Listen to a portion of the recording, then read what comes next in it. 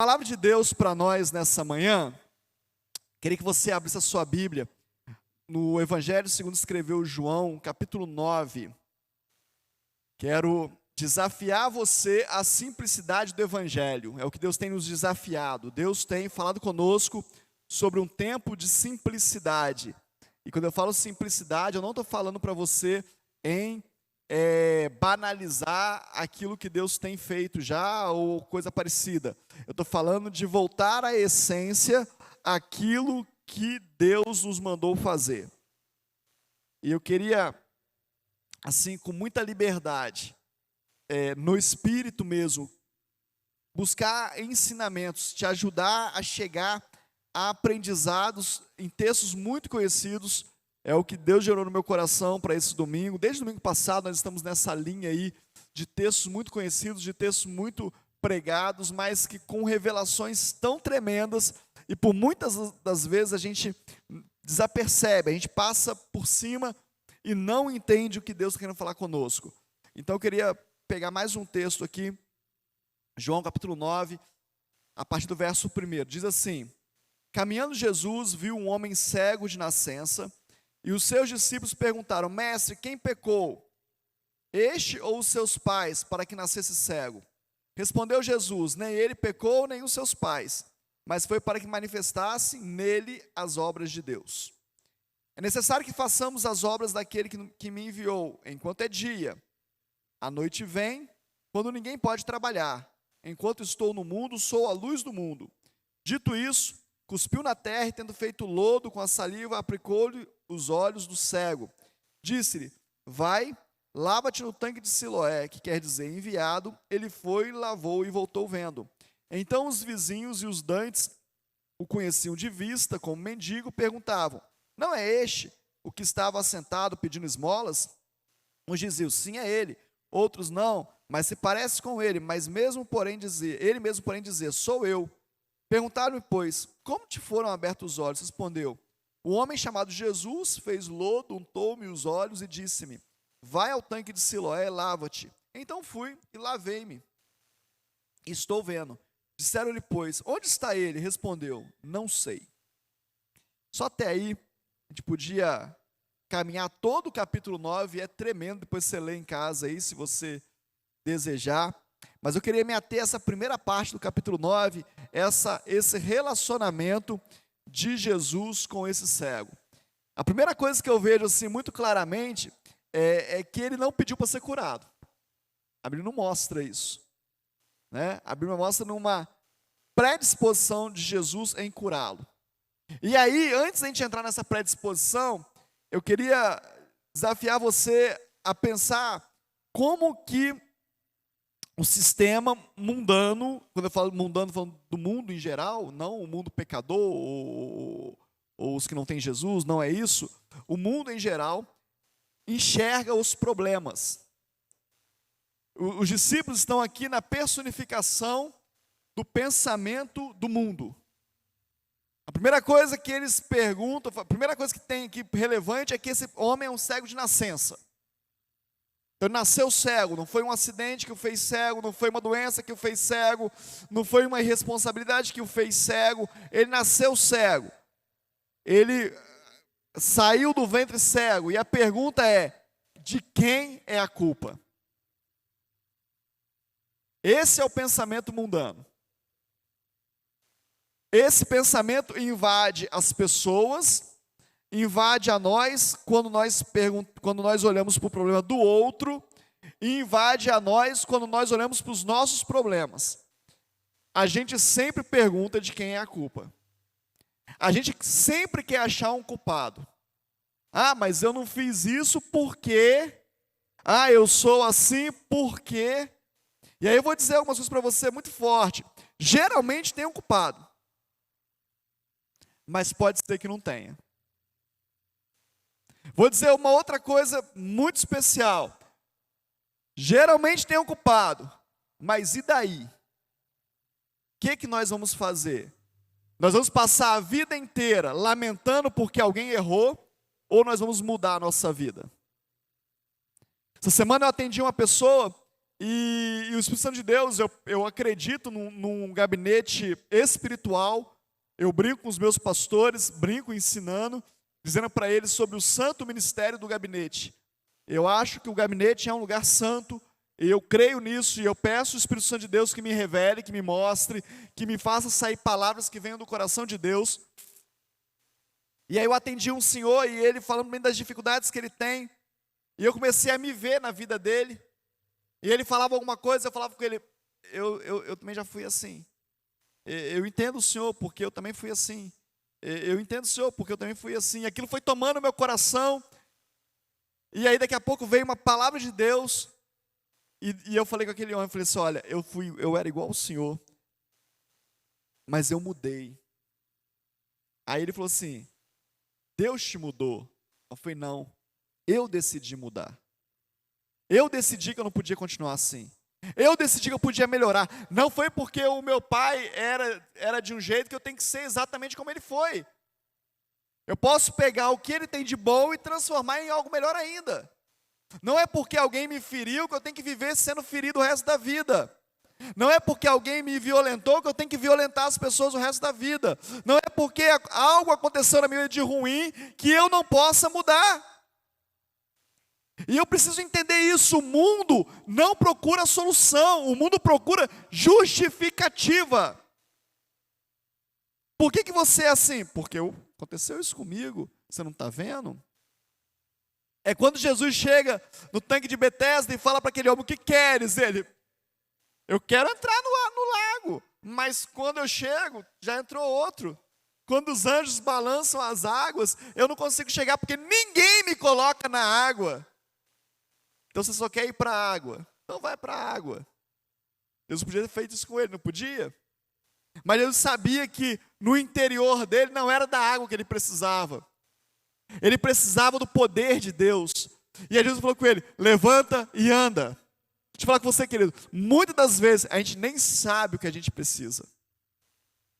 Muitas vezes a gente nem tem consciência. E aí eu vou entrar em outro assunto muito forte com você. É por isso que muitas vezes é melhor você orar em línguas. E muitas vezes é melhor você deixar o Espírito Santo te tomar e você começar a orar em línguas, porque o Espírito Santo sabe o que você precisa. O Espírito Santo tem consciência da sua necessidade e ele ora e ele geme com gemidos inexprimíveis. Ele fala coisas que nós não damos conta de falar, porque ele nos conhece. É um novo nível de fé. É um evangelho simples, mas num novo nível de fé. E aí os discípulos perguntam, como qualquer uma pessoa no mundo perguntava, quem pecou? E aí Jesus responde, ninguém. Ele só nasceu cego para que a glória de Deus fosse manifesta. Tem coisas na sua vida, querido, que só estão acontecendo para que a glória de Deus seja manifesta. Para que a glória de Deus seja manifesta. Para que a glória de Deus seja manifesta. Eu tenho uma passagem na minha vida muito interessante. Já contei para vocês algumas vezes que eu vi minha mãe morrer muitas vezes. Minha mãe no leito de morte algumas vezes. Eu fui batizado com o Espírito Santo no dia que a minha mãe estava morrendo. E aí Deus não levou minha mãe e me batizou com o Espírito Santo. Então essas experiências foram muito fortes na minha vida. Mas um dia eu vi alguém falar com a minha mãe, usada por Deus, eu vou te curar de tudo, mas disso eu não te curo, porque isso é a expressão da minha glória em ti. Como que pode? Como que pode a manifestação de uma doença ser a expressão da glória de Deus? Porque todos olham para minha mãe, a família olhava para minha mãe e falavam, como que aguenta? Como que aguenta? E minha mãe respondia, só Deus, só Deus, só Deus, só Deus. Muitas vezes na nossa vida, querido, você pode ter algo que é só para a expressão da glória de Deus na sua vida. É necessário, é importante. Não sei se as pessoas, se você é da época de vocês, mas existe um cantor mundano que se converteu, Nelson Ned, era um homem pequeno, deficiente físico, com coisas terríveis na vida, mas aquele homem falava, eu posso cantar porque eu sou a expressão da glória de Deus. Tinha um outro homem chamado, eu não vou me lembrar o primeiro nome dele, mas o segundo nome era Rosa, e aquele homem, a sua coluna, alguma coisa rosa, a coluna dele, eu vi esse homem pregar e cantar. A coluna dele era uma cartilagem, a coluna dele não tinha firmeza.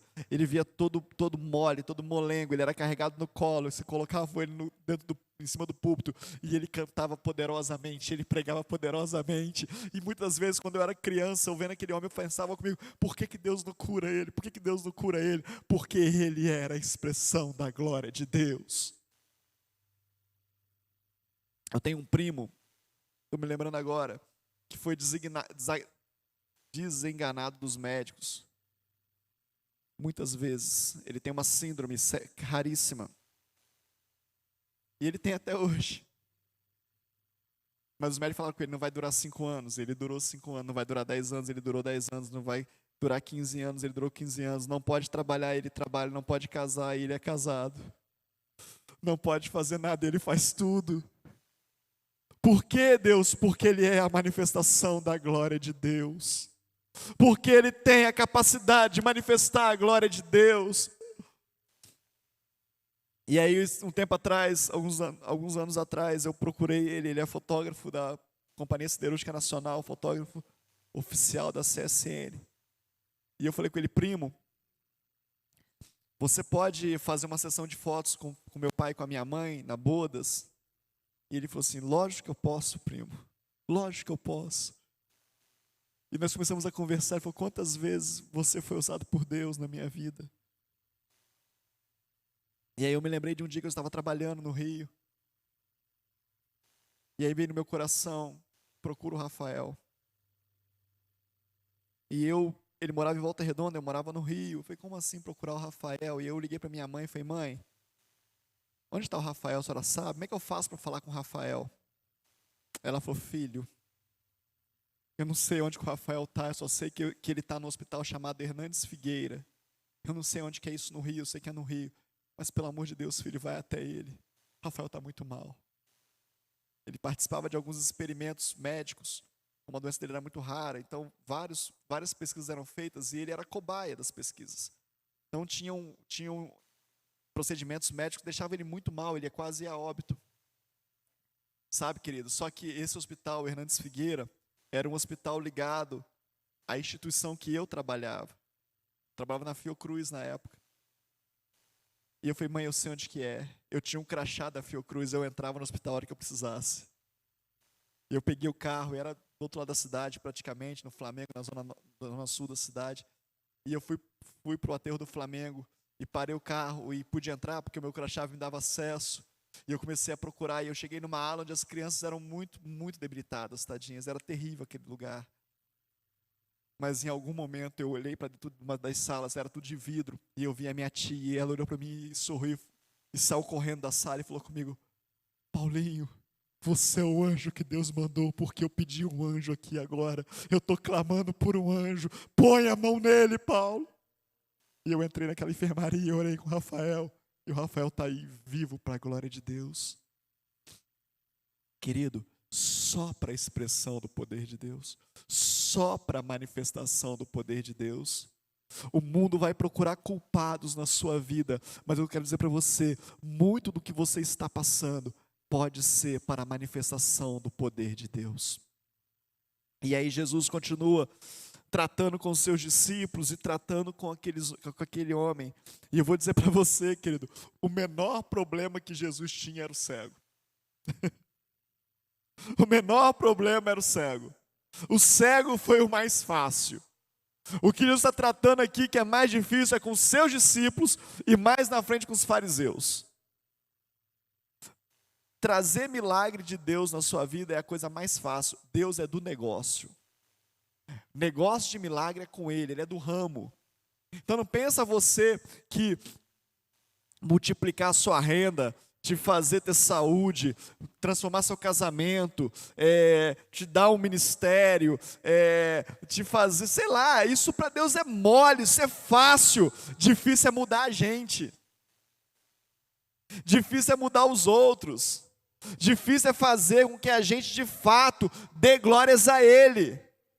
Olha como que é fácil. O que Jesus fez? Jesus pegou terra e cuspe, fez lama e passou.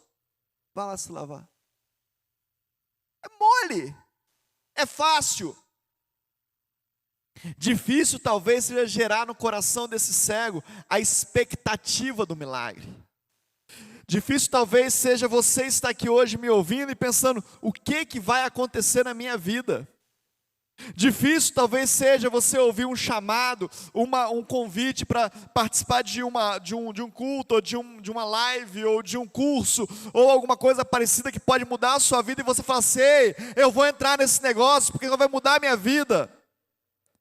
Difícil talvez seja a gente acreditar na simplicidade do Evangelho, na simplicidade do agir de Deus. É isso que é difícil. O milagre é com Ele. E aí Jesus passa essa lama nos olhos do cego e fala, vai lá no tanque e se lava. Isso também é difícil. Eu queria quebrar essas barreiras, falei no primeiro culto, quero falar com você de novo agora. Nós precisamos quebrar as barreiras da desobediência na nossa vida. Existe um demônio, existe uma opressão espiritual para nos tornar desobedientes. E aí, alguns exemplos muito clássicos. A criança vai para a escola e a vontade dela é desafiar os professores com a desobediência. E aí cresce um pouco, vira adolescente e parece que é legal ser errado. Né? É legal desobedecer, é legal desafiar. Aí vira jovem, vira adulto. E aí a gente vai no shopping e tem lá uma vaga, lá, as vagas de pessoas portadoras de necessidades especiais. Todas as vagas ocupadas e 10 vagas de portadores de necessidades especiais vazias. Ah, que vontade que dá, não dá? De parar o carro lá e falar, tá tudo vazio, mas é desobediência. Aí alguém chega para mim e fala assim, pastor, para ali mesmo. Aí eu respondo, você vai descer mancando?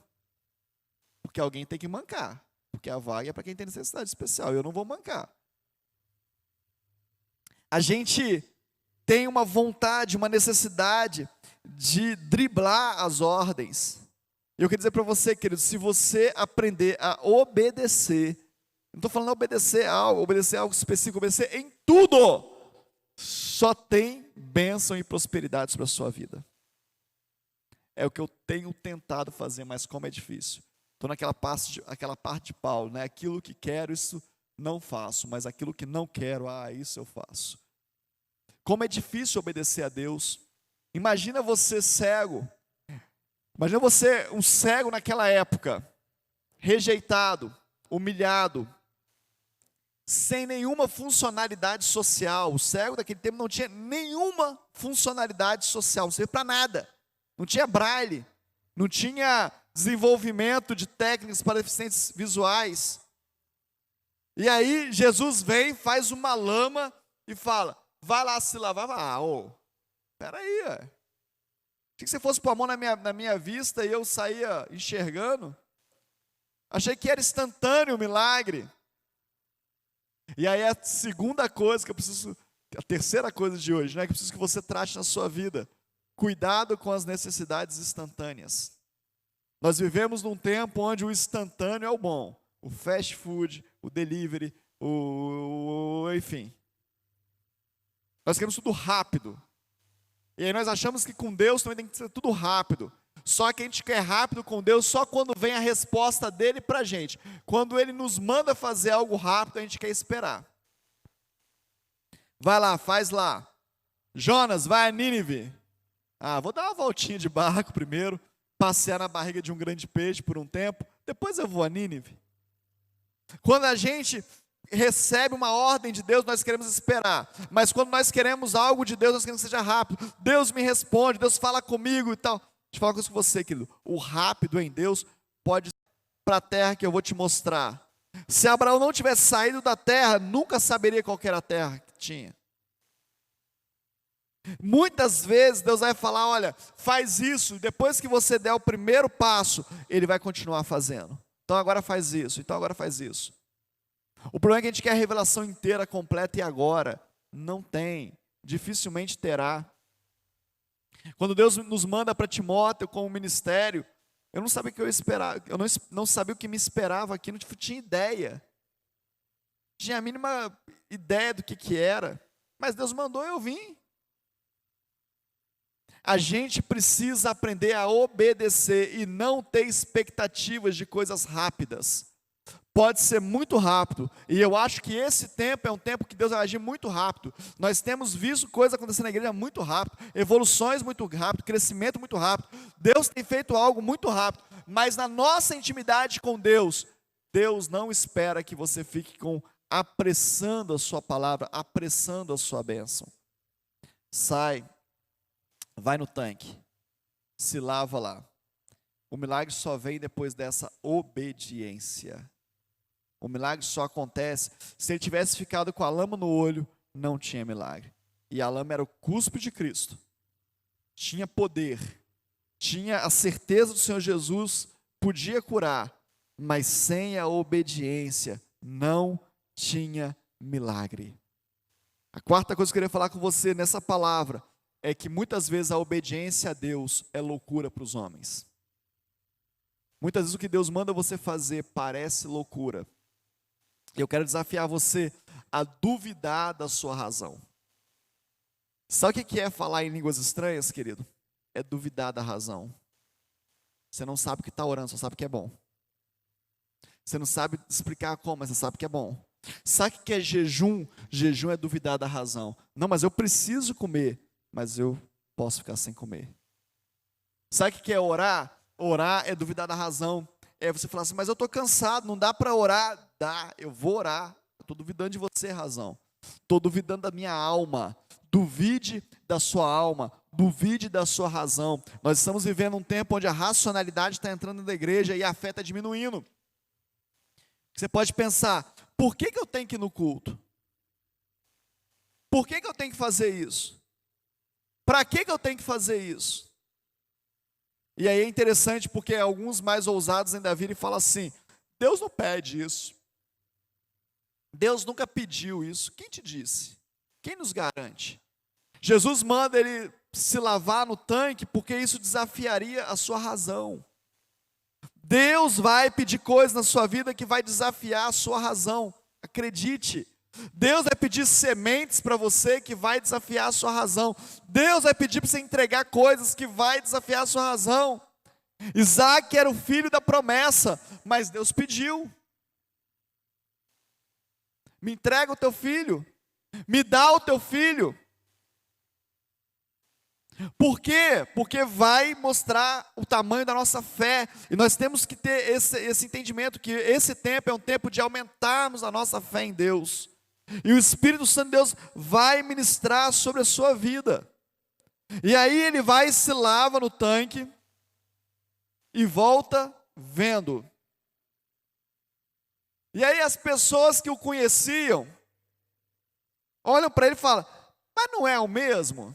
Mas não é aquele? Mas não é aquele nosso vizinho? Não é aquele mendigo? Deixa eu falar uma coisa com você, querido.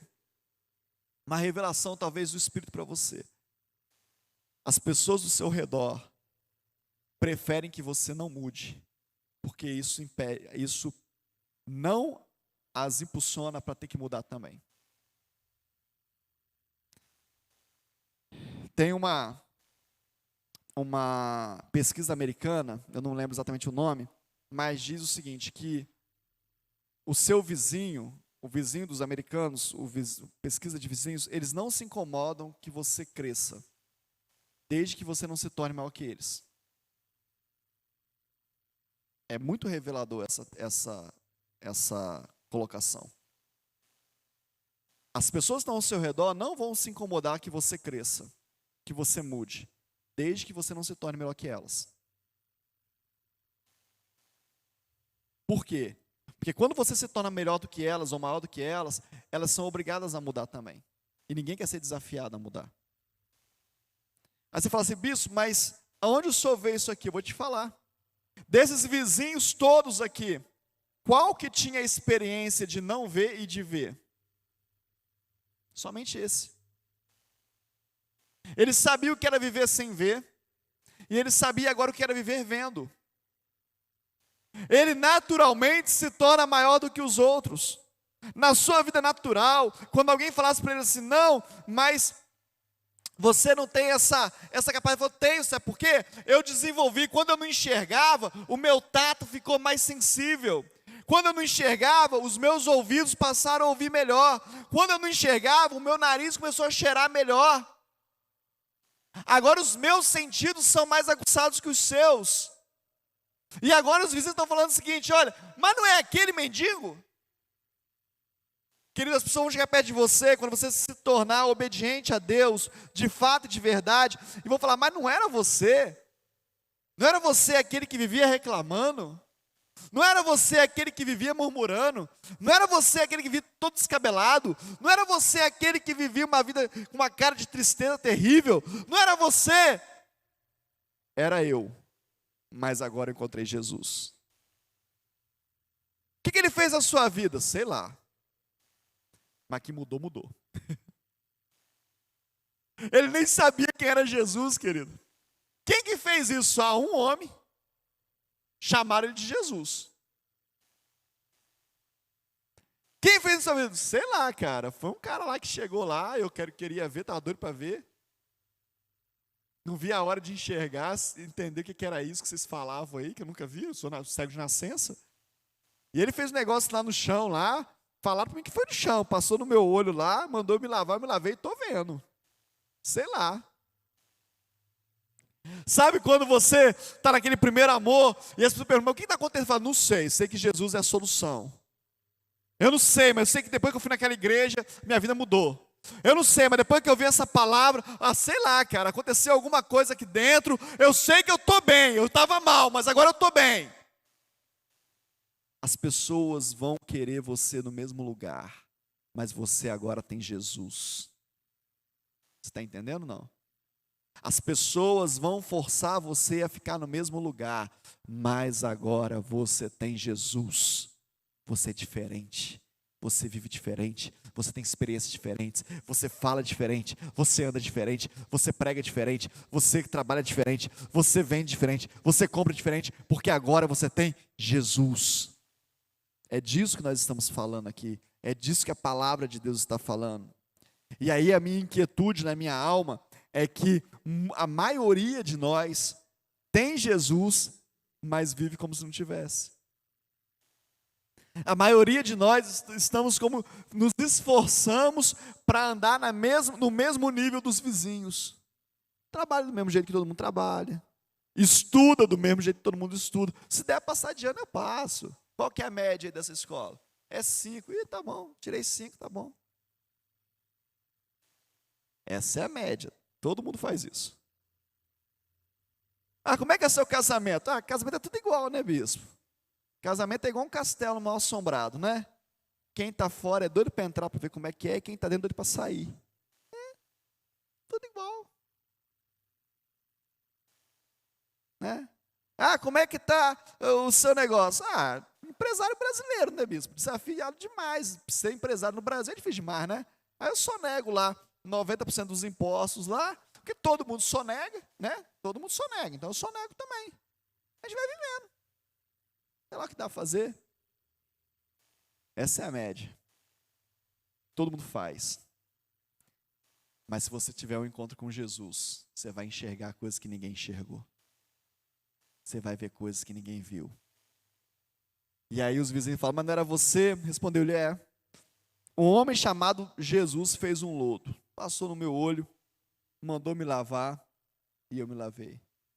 Disseram, pois, para ele: cadê esse homem? Ele: não sei. Não sei para onde ele foi, não sei de onde ele vem, para onde ele vai, eu não sei. Eu só sei que mudou a minha vida. Deixa eu falar algumas coisas com você, que olha só. Dia de Pentecostes, Jesus falou para os